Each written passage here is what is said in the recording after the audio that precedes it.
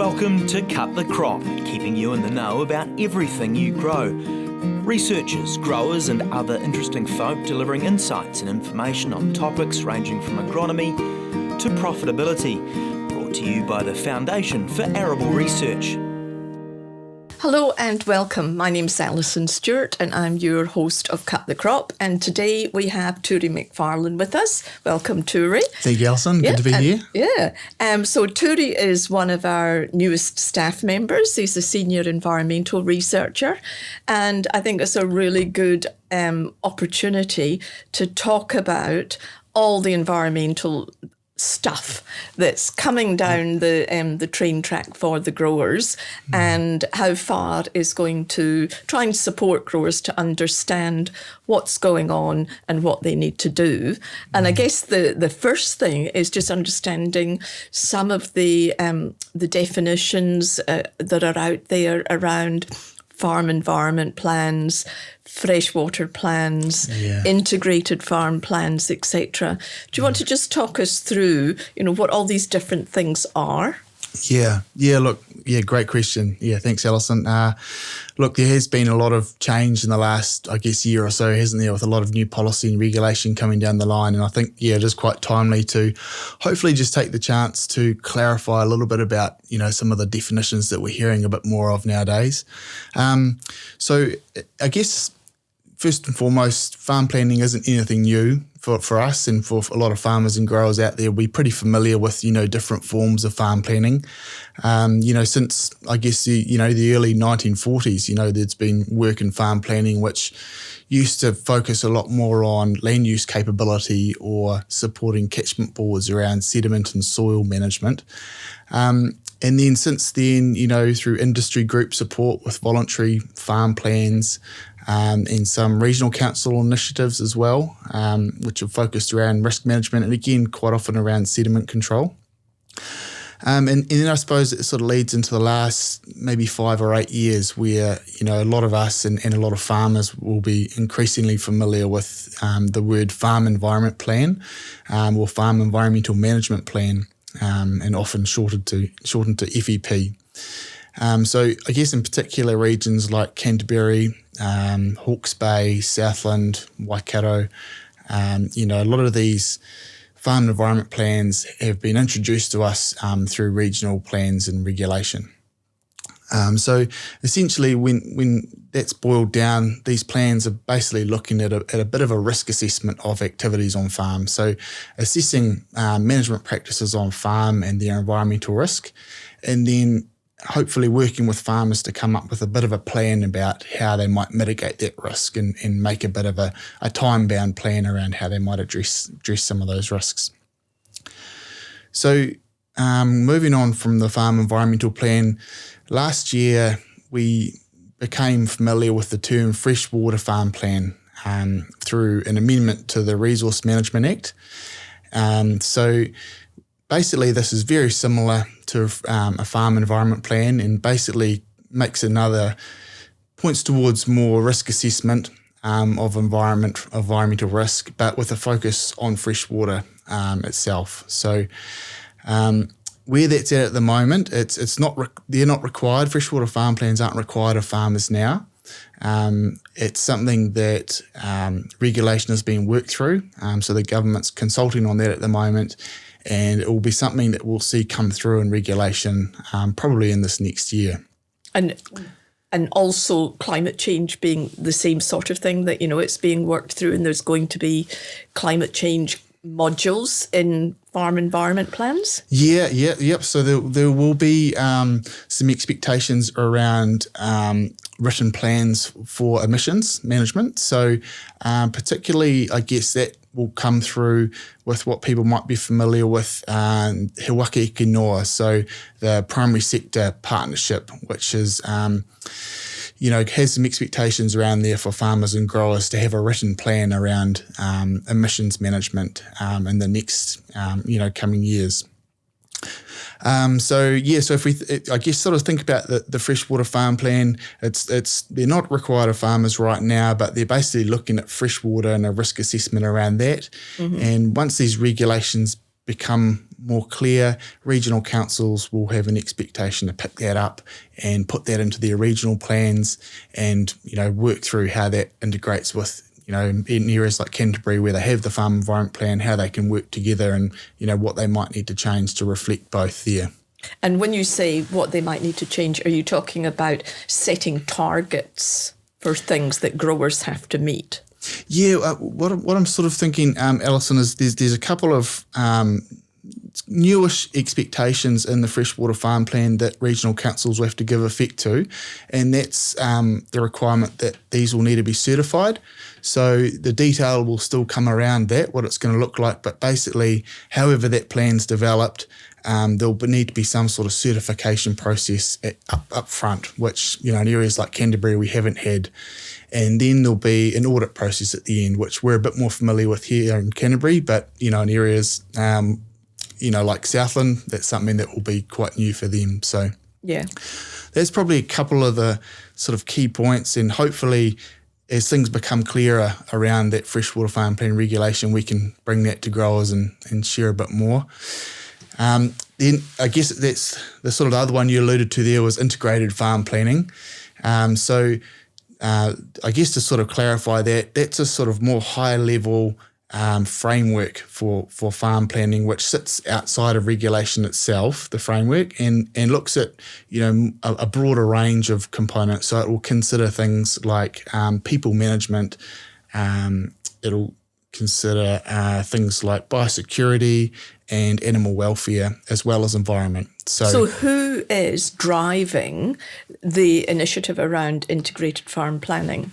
Yep, so it's something that we're supporting, being led by MPI. So it's something that government's keen on working, and also a lot of industries working in there with them to support. So the various industry groups working to, hopefully it's a chance to help better inform where that goes. But I think it's important to emphasise that framework, the intention is to sit outside regulation, and there will be some components like in the environmental space, the freshwater part will link to the freshwater farm plan, which is obviously in regulation, and the emissions part, which you talked about before, that will link to guidance in as part of He Waka Eke Noa around greenhouse gas emissions. So if you're a grower, then you would be looking at this and you'd saying, okay, there's an expectation that I need to have an integrated farm plan, as in not a legal requirement, but, that we're encouraging this, and that integrated farm plan is an overarching plan that will also contain a farm environment plan and potentially other modules that focus on other things. Yeah. Look, so I think perhaps if you look at it at the moment, the expectations of growers, there'll be some regional ones around a farm environment plan, which will be very freshwater focused. Mm-hmm. So that's a regulatory component. There'll be an expectation around an emissions component as part of He Waka Eke Noa. And then as part of this broader framework outside of regulation of an integrated farm plan, there'll be opportunities for modules and, biosecurity, people management, so that's health and safety, and animal welfare and the like, yeah. So if you are a grower and you're not yet, you're not in one of those regions where they've already got these things up and running, do you just sort of sit back and say, okay, I'll just wait until somebody tells me I've got to do it? Or, is our message to growers start collecting the information now? Yeah, great point. I think in the first instance, farm planning should be a tool that's really useful for farmers. So, it gets tricky when it starts getting pulled into regulation, and the last thing we want is for it to become a tick box for regulation. So hopefully in itself it's useful. I guess the advice I'd give to people right now would be, first and foremost, make sure you're familiar with what's expected in your regional plan. So in Canterbury and Southland, there's some regional expectations around where you should be. So I'd first and foremost make sure you're meeting that and you're clear on what that is. And if you're not clear, find the right people who can clarify that for you. And there's a lot of people, the fire environment team's here to help. I'd also encourage people to really reach out to the regional council. There's so much is changing so quickly, and you just look in Canterbury and every zone's got different rules and expectations. So I'd encourage people to make use of that resource and the land management advisors. But also, a lot of our growers work with irrigation schemes or environmental consultants, and as part of other, aspects. And I'd, encourage them to make use of the skills and resource there to clarify what they need. But yeah, first and foremost, meet your regional requirements, and secondly, collect as much information as you can. So there's probably two key points. That information won't be wasted, and it's only going to be useful for you going ahead. The environment we're in, there's expectations around people being able to show and prove what you're saying you're doing. And a lot of the good practices where, all of our farmers and growers are doing, we're going to have to start to demonstrate that as we go ahead. Yeah, so there's an accountability and a validation component. That's right, yeah. So obviously, if we're encouraging growers to start collecting relevant information that's going to allow them to be able to show that they're doing these things, how do they collect this information? How do we make sure that they collect it in a way that is going to be relevant? Yep, good point. So, look, I think first and foremost, what are we talking about as far as information people should collect? So, I'd encourage people to actually go on the FAR website and maybe have a look at the farm and environmental plan template we have there. At the back, there's a list of evidence or documentation people can start to think about what is useful. So that's sort of thinking about things like, soil moisture monitoring records, proof of placement for fertiliser, collecting your soil test results, those kind of things. And, whether or not you've got a folder on your computer or a hard copy that, you might have to start making a reference of them. I'd also encourage people, I guess increasingly people are familiar with ProductionWise as a tool that, FAR's invested in to help them document the practices that have been happening on farms. So one of the really useful aspects of ProductionWise is being able to have a record of where fertiliser went, for example, over the past season. And if you need to utilise that in nutrient budgeting with overseer or the like, there's the opportunity for that too. Yeah, so it's really important that growers understand that there are tools out there that they can access. And, we don't want someone to sort of say, oh, well, I better start creating my own little spreadsheet, when there are already templates that have been worked up with guidelines and whatever. And so, either talk to a FAR person or, talk to growers who have already sort of engaged with ProductionWise or already have farm environment plans worked up. I think a lot of grower-to-grower support will go a long way with the with environmental sort of compliance. I absolutely agree. Because you talk about the Mid Canterbury growers. I mean, they've been in this space for a long time, and they're relatively familiar with it. And hopefully they will be able to reach out and support other farmers in other regions who are a little bit unsure about what they should be doing. Yeah, true. Yeah, their experience would be quite valuable, actually. Yeah. And that could be something as part of our Growers Leading Change initiative, is to try and get that connection across the regions. So as far as sort of what growers need to be doing at the moment, is there any other guidance that you can give them around the whole in understanding the upcoming legislation? Do we really expect our growers to be wading their way through, sort of government policy reforms and, detailed 800-page, documents?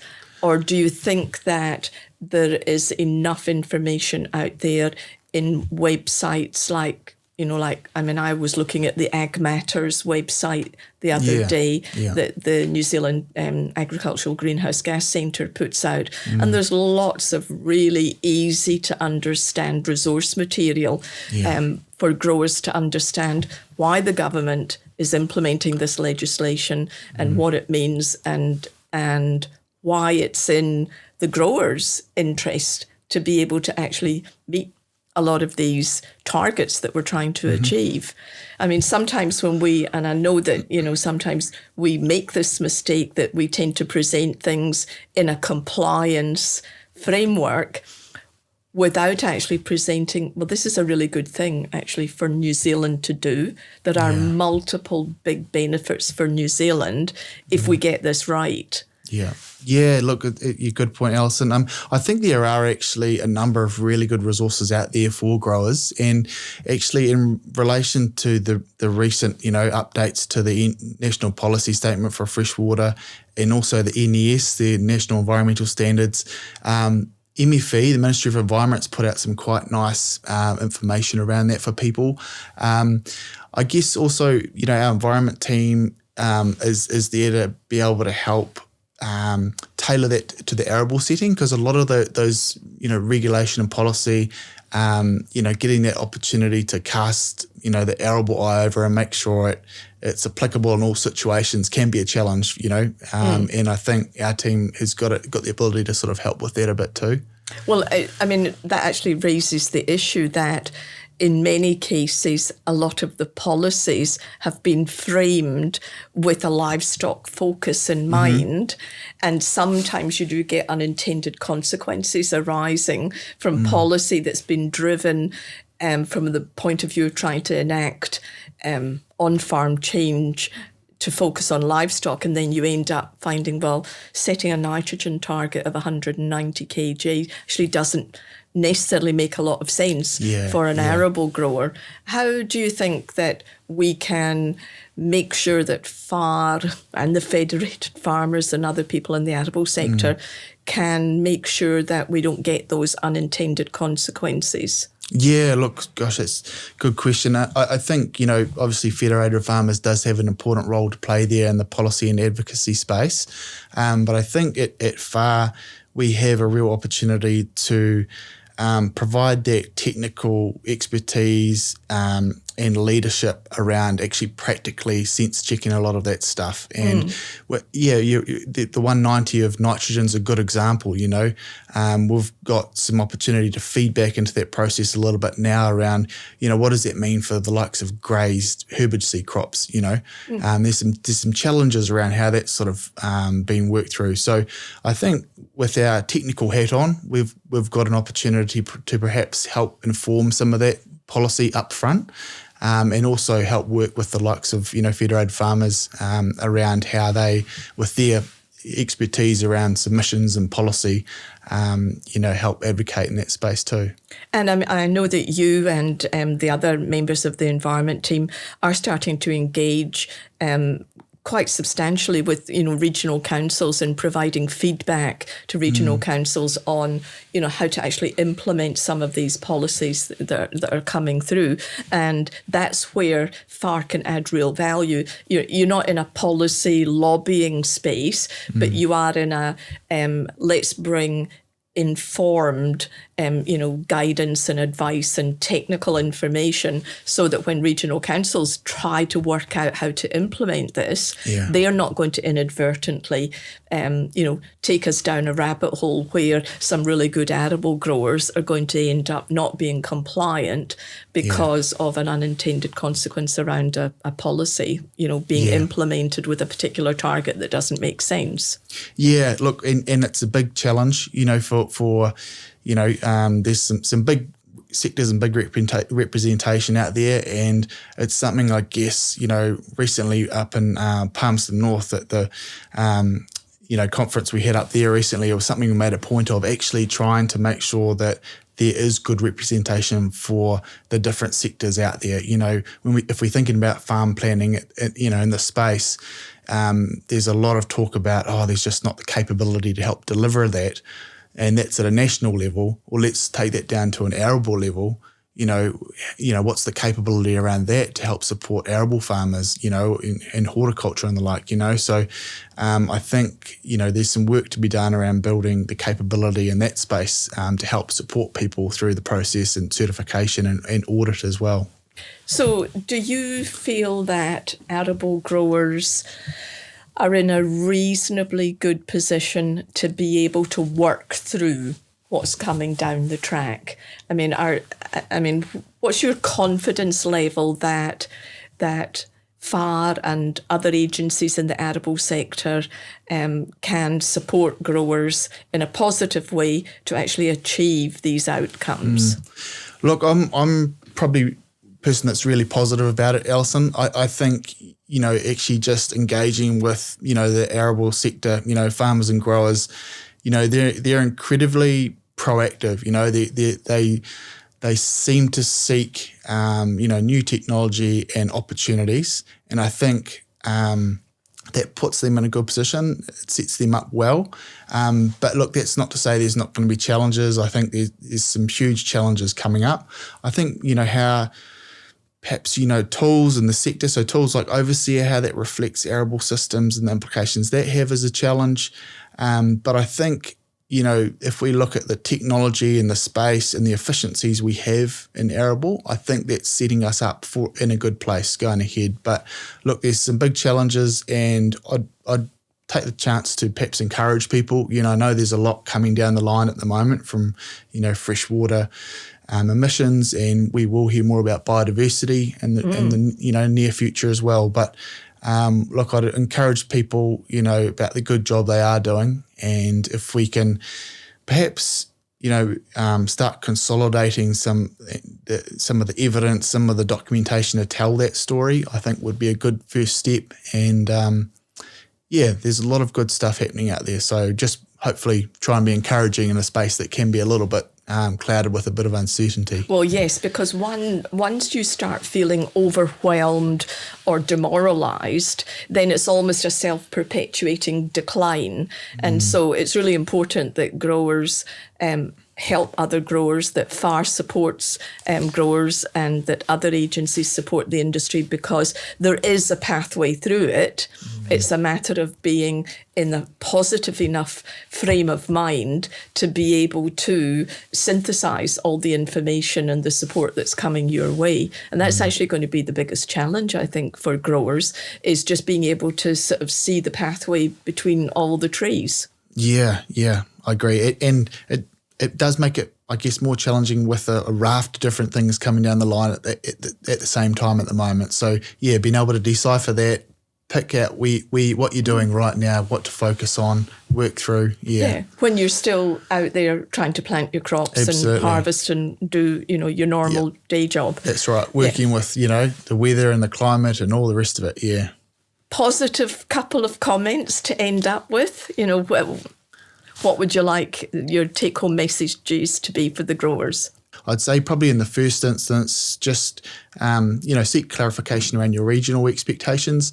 And then secondly, I'd encourage people to start building that picture of documentation and evidence about what they're doing. So, looking at tools like ProductionWise and start building that internal resource of the good practices that everyone is doing.